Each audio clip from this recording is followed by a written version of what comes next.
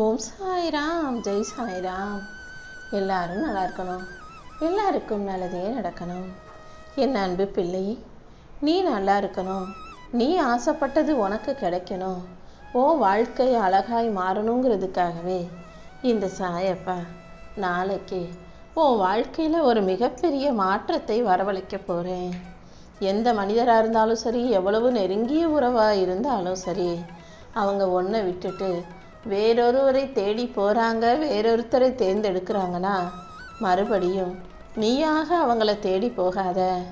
ஏன்னா உன்னை சுற்றி இருப்பவர்கள் உனக்கான உறவுகள் உனக்கு முன்னுரிமை கொடுக்கணுமே தவிர வேறு யாருமே கிடைக்காத பட்சத்தில், யாருமே இல்லாத போது உன்னை தேடி வர்ற அளவுக்கு உன்னை சாதாரணமாக நினைக்கக்கூடாது. எல்லாரும் உன்னை முக்கியம்னு நினைக்கிற அளவுக்கு, உனக்கு முன்னுரிமை கொடுக்கக்கூடிய அளவுக்கு உன் வாழ்க்கையை மாற்றி அமைக்கதான் இந்த சாயப்பா இப்போ வந்திருக்கேன்.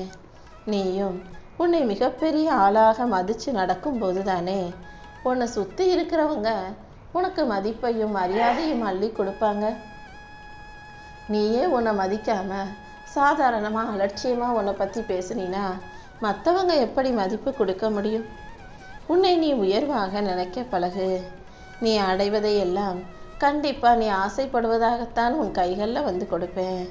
நீ ஆசைப்படுறதையெல்லாம் உன் கைகளில் சேர்த்து உன்னை நல்லபடியாக வாழ வைக்க இந்த சாயப்பா இருக்கும்போது நீ எதுக்கும் கவலைப்படாத.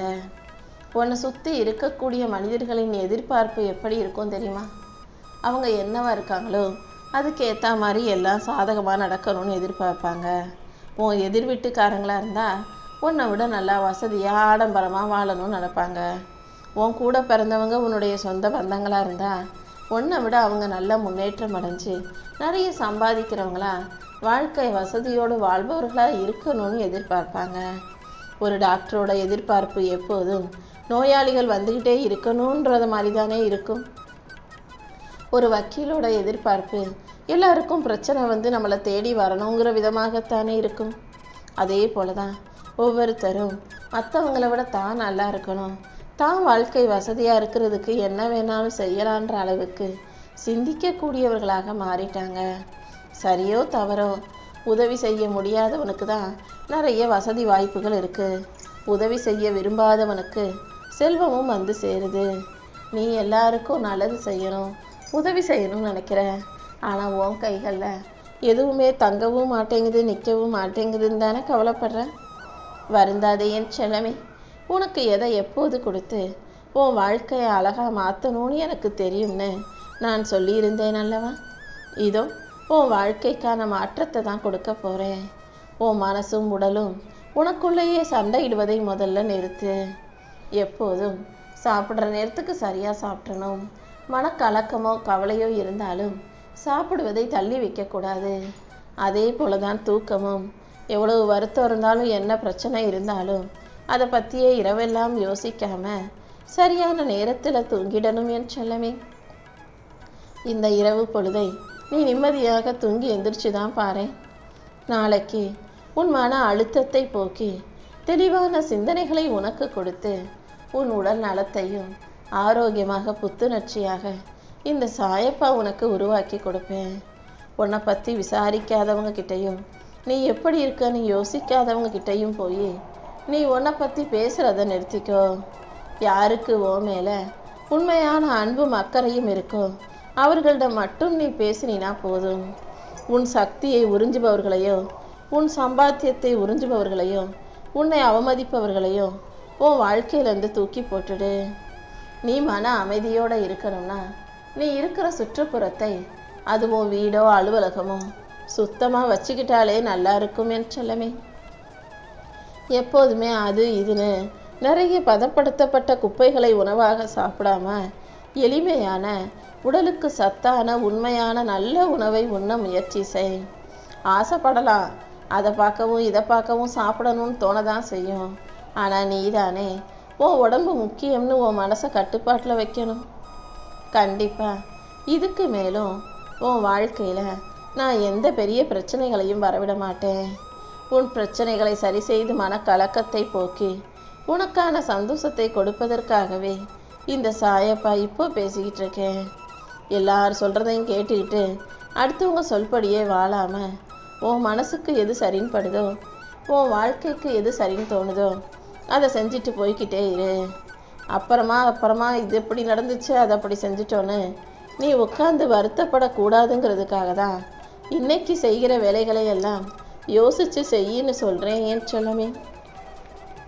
சில இடங்கள்ல நீ என்னதான் நேர்மையாக உண்மையாக அவங்க மேலே அன்போடும் பாசத்தோடும் இருந்தாலும் கூட அவங்க உன்னை நேசிக்க மாட்டாங்க, அவங்களுக்கு உன்னை பிடிக்க மாட்டேங்குது, அவங்க உனக்கு மதிப்பு கொடுக்க மாட்டாங்க, உன்னை பாராட்ட மாட்டாங்கன்னு தெரியும் போது அமைதியாக அங்கிருந்து விலகி போக கற்றுக்கோ. ஏன்னா எல்லாரும் எப்போதும் நீ நினைக்கிறவங்களாவே இருக்க மாட்டாங்க தானே. சில பேர் வேறு மாதிரி இருக்கும்போது, நீ எதிர்பார்த்ததற்கு மாறாக நடந்து கொள்ளும்போது அவங்கள ஒதுக்கி வச்சுட்டு நீ விலகி போகிறதுல எந்த தப்பும் இல்லை என் செல்லமே. அடுத்தவங்க இப்படி இருக்கணும் அப்படி இருக்கணும் நீ யோசிக்கிறதுக்கு முன்பாக நீ எப்படி இருக்கன்னு ஓ மனசை யோசிச்சு பாரு. நீ எல்லாருக்கும் நல்லதை தான் நினைக்கிறியா, நீ உன்னால் முடிஞ்ச உதவியை எல்லாருக்கும் செய்கிறியான்னு யோசிச்சுட்டு அப்புறமா மற்றதையெல்லாம் செய்ய பழகு. கஷ்டத்தில் இருக்கிற மக்களுக்கு அன்பை கொடு, கருத்துக்களை கொடுக்க தேவையில்லை. கஷ்டமோ வருத்தமோ பிரச்சனையோ தோல்விகளோ மனிதர்களுக்கு வரும்போது அவங்களுக்கு ஆறுதல் சொல்லக்கூடிய அன்பான பிள்ளையாக நீ இருக்கணுமே தவிர அவங்களுக்கு போய் அறிவுரை சொல்கிறதும் உன் கருத்தை சொல்கிறதும் வேண்டாம் என் செல்லமே. ஏன்னா கருத்து சொல்கிறதுக்கும் அறிவுரை சொல்கிறதுக்கும் இங்கே நிறைய பேர் இருக்காங்க. ஆனால் உதவி செய்யவும் ஒத்தாசை செய்யவும் தான் இங்கே ஒருத்தரும் இல்லை. உன்னால் முடிஞ்ச உதவிகளை உன்னை சுற்றி இருக்கிறவங்களுக்கு செய்ய பழகு. ஆனால் நீ கஷ்டப்படுற உனக்கு ஒரு பிரச்சனை வரும்போது அவங்க திரும்ப உதவி செய்வாங்கன்னு மட்டும் நீ ஒருபோதும் எதிர்பார்க்க முடியாது. எல்லா மனிதர்களும் தவறு செய்யக்கூடியவர்கள் தான். அதை தாண்டி நீ தான் உனக்கானதை சரியாக செஞ்சுக்கணும் என் செல்லமே. யாராவது உன் மனதை சீர்குலைக்கும் விதத்தில் உனக்கு கெட்டதை சொல்கிறாங்க கெட்டதை செய்கிறாங்கன்னா அவர்களை உன் வாழ்க்கையிலிருந்து தவிர்த்து விடு. உனக்கு பிடிக்காததை செய்யும் அந்த மனிதர்களை மனம் காயப்படும் விதமாக புண்படுத்தும் விதமாக நீ எதையும் பேசிட வேண்டாம். வேற யாராவது அப்படி உன் மனசை காயப்படுத்தும் விதமாக உன் மனசை புண்படுத்தும் விதமாக பேசினாலும் நீ அவங்களுக்கு முக்கியத்துவம் கொடுக்காம அவங்க சொல்கிறத கவனிக்காம காதில் வாங்கிக்காம விட்டுடியன்னு செல்லமே.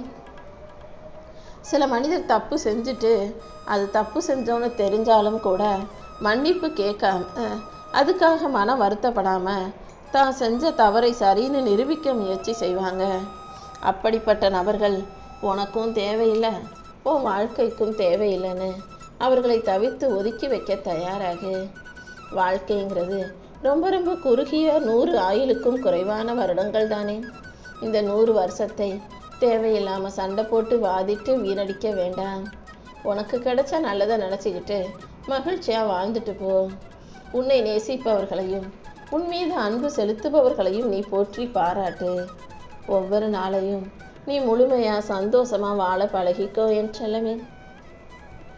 உனக்கான நல்லதை செய்யவும் உன்னை நல்லபடியாக வாழ வைக்கவும் இந்த சாயப்பா இருக்கும்போது நீ எதுக்காகவும் கவலைப்படாத. நீ சந்திக்கும் ஒவ்வொரு மனிதரும் எதுக்காக உன்னை வந்து சந்திக்கணும், அவங்க மூலமாக உன் வாழ்க்கையில் என்ன மாற்றம் வரணும்னு எல்லாத்தையும் நான் கணக்கெழுதி வச்சுருக்கேன். நீ சந்திக்கிற ஒவ்வொரு மனிதருக்கும் ஒவ்வொரு சூழ்நிலைகளுக்கும் ஒரு நோக்கம் இருக்குது என் செல்லமே. சில பேர் உனக்கு வாழ்க்கையை பற்றி கற்றுக் கொடுப்பாங்க. ஒரு சிலர் அவங்க தேவைக்கு உன்னை பயன்படுத்திட்டு கருவேப்பிலை மாதிரி தூக்கி எறிஞ்சிடுவாங்க. யார் எப்படி இருந்தாலும் நீ நல்ல பண்போடு கூடிய நல்ல பிள்ளையாக இருக்கணும்னு தான் இந்த சாயப்பா ஆசைப்படுறேன். யார் எப்படி இருந்தாலும் நீ சரியாக நேர்வினை ஆற்றக்கூடிய பிள்ளையாக நேர்மறையாக செயல்படக்கூடிய பிள்ளையாக இரு. எல்லாத்தையும் கவனிச்சுக்கிட்டே தான் இருக்கேன் நான். நீ நல்லதை செஞ்சீனா நிச்சயமாக நான் உன் வாழ்க்கையில் உனக்கான நன்மைகளை அள்ளித் தருவேன். உன்னுடைய பெற்றோர்கள் பெருசாக காசு பணம் வசதின்னு உனக்கு அள்ளி வைக்காட்டியும் உனக்காக சொத்து சுகம்னு சேர்த்து வைக்காட்டியும் உனக்காக ஒரு அழகான வாழ்க்கையை தான் அமைச்சு கொடுத்துருக்காங்க. சும்மா சும்மா இந்த வாழ்க்கையை குறை சொல்லிக்கிட்டே இருக்காத. எனக்காக நீங்கள் என்ன செஞ்சிட்டீங்க, எனக்காக வீடு காசு பணம் சொத்துன்னு சேர்த்து வச்சுருக்கீங்களான்னு அவங்கள கேள்வி கேட்க வேண்டாமேன்னு செல்லமே. இப்போ உனக்கு இருக்கிற இந்த வசதிகள் அவங்க வாழும்போது இல்லை, இருந்தாலும் அவங்க உனக்காக எவ்வளவோ விஷயங்களை தியாகம் செஞ்சு உனக்கு பிடிச்சதா பார்த்து பார்த்து வாங்கி கொடுத்துக்கிட்டு தான் இருந்தாங்க. இந்த உலகத்தில் எல்லா உயிரினங்களும் தன் பெற்றோர்களை பெருசாக வணங்குதோ இல்லையோ, மனிதர்கள் கண்டிப்பாக வணங்கி தான் ஆகணும். ஏன்னா ஒவ்வொரு பெற்றோரும் தன் பிள்ளையை நல்ல நிலைமைக்கு கொண்டு வர்றதுக்காக அவ்வளோ கஷ்டப்படுறாங்க.